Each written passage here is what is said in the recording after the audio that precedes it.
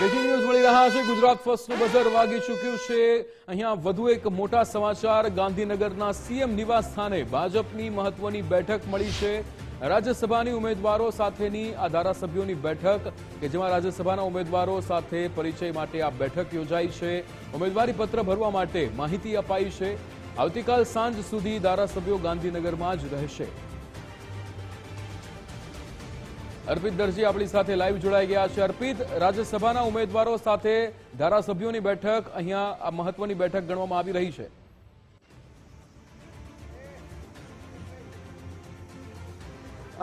10 વાગ્યાનો સમય આપવામાં આવ્યો હતો। જેટલા ધારાસભ્યો છે ભાજપના રાજ્યભરમાં અંદાજે 160 જેટલા ધારાસભ્યો છે એ તમામ ધારાસભ્યો હવે પહોંચી રહ્યા છે અને જે લોકો પહોંચવાના બાકી છે એ ધીમે ધીમે પહોંચી રહ્યા છે। આ સાથે જ 4 રાજ્યસભાની ચૂંટણી માટે ભાજપ દ્વારા જે ઉમેદવારોની જાહેરાત કરવામાં આવી હતી તે 4 ઉમેદવારો પણ અહીંયા પહોંચી ચૂક્યા છે। એ 4 ઉમેદવારોમાં રાજુભાઈ શુક્લા, મુકેશભાઈ રાઠવા, માનસી પરમાર અને જીતેન્દ્ર મેઘજીભાઈ કંજારિયા આ 4 ઉમેદવારો પણ પહોંચી ગયા છે। આ ઉપરાંત 160 જેટલા ધારાસભ્યો છે એ મુખ્યમંત્રી આવાસ નિવાસ સ્થાને પહોંચ્યા છે જ્યાં બેઠક મળવાની છે। આ બેઠકમાં આપ જો જે ધારાસભ્યો બાકી હતા એ ધારાસભ્યો પણ હવે ધીમે ધીમે પહોંચી રહ્યા છે।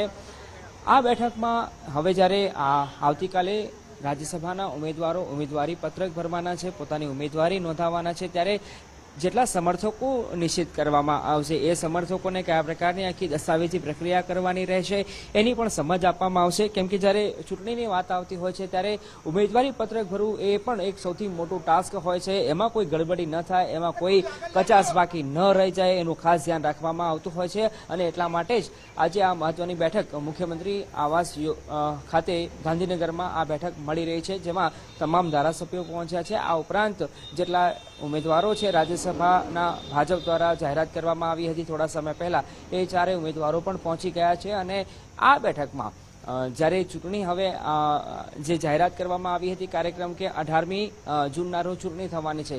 જો કે ભાજપ પાસે પૂરતું સંખ્યાબળ છે, વિરોધ પક્ષ પાસે કોઈ એવી સંખ્યાબળ નથી જેના કારણે વિરોધ પક્ષના એટલે કે કોંગ્રેસના કોઈ પણ ઉમેદવાર નથી। એટલે એ સ્પષ્ટ થઈ ગયું છે જ્યારથી આ ઉમેદવારોની જાહેરાત થઈ હતી, ઉમેદવારોના નામની જાહેરાત થઈ હતી ત્યારથી એ સ્પષ્ટ થઈ ગયું છે કે આ રાજ્યસભાની ચૂંટણી બિનહરીફ રહેવાની છે। કેમ કે દરેક ઉમેદવાર પાસે 37 વોટ હોવા જરૂરી છે અને એ પૂરતું સંખ્યાબળ હાલ ભાજપ પાસે છે। એટલે ભાજપ માટે ચિંતાનો વિષય નથી। આજે જે બેઠક યોજાઈ રહી છે એ માત્ર પરિચય બેઠક છે કે જે 4 ઉમેદવારો છે એ 4 ઉમેદવારોને અધિકૃત રીતે ધારાસભ્યો સમક્ષ ઇન્ટ્રોડ્યુસ કરવામાં આવશે, એમનો પરિચય કરવામાં આવશે। એક આ પ્રક્રિયા હોય છે, ઔપચારિક પ્રક્રિયા આજે પૂરી થવા જઈ રહી છે। પણ મુખ્ય અને અગત્યની વાત એ છે કે જ્યારે હવે ચૂંટણી સંદર્ભની પ્રક્રિયાને લઈને ઉમેદવારી પત્રક નોંધાવવાની વાત છે તો એ ઉમેદવારી પત્રક નોંધાવતા સમયે 10 જેટલા ધારાસભ્યોએ ટેકેદાર બનવું પડતું હોય છે। એ ટેકેદારી પત્રક ટેકેદારોએ શું ધ્યાન રાખવાનું હોય છે,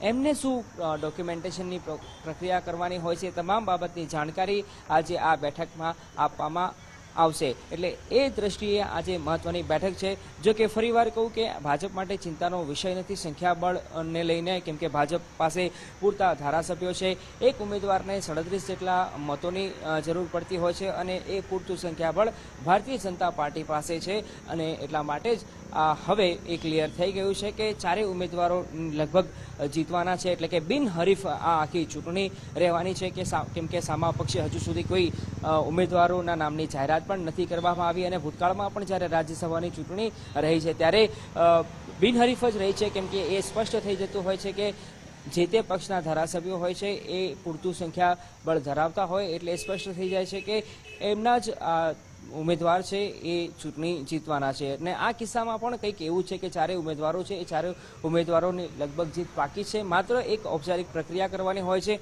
ઉમેદવારી પત્રક ભરવાની। એ ઉમેદવારી પત્રક આવતીકાલે ભરવામાં આવશે અને પછી ચૂંટણી અધિકારી દ્વારા સામા પક્ષે કોઈ ફોર્મ ન આવવાના કારણે એમને બિનહરીફ વિજેતા જાહેરાત કરવામાં આવશે। પણ એ પહેલા આજે આ એક બેઠક મળી રહી છે જેમાં 4 નવા ઉમેદવારોને ઇન્ટ્રોડ્યુસ કરવામાં આવશે, એમનો પરિચય કરવામાં આવશે। એટલે એવું પણ કહી શકાય આ પરિચય બેઠક તરીકે પણ આને ગણી શકાય।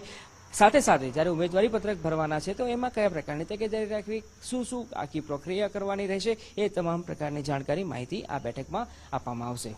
બિલકુલ અર્પિત, સમગ્ર માહિતી સાથે જોડાવા બદલ આપનો આભાર।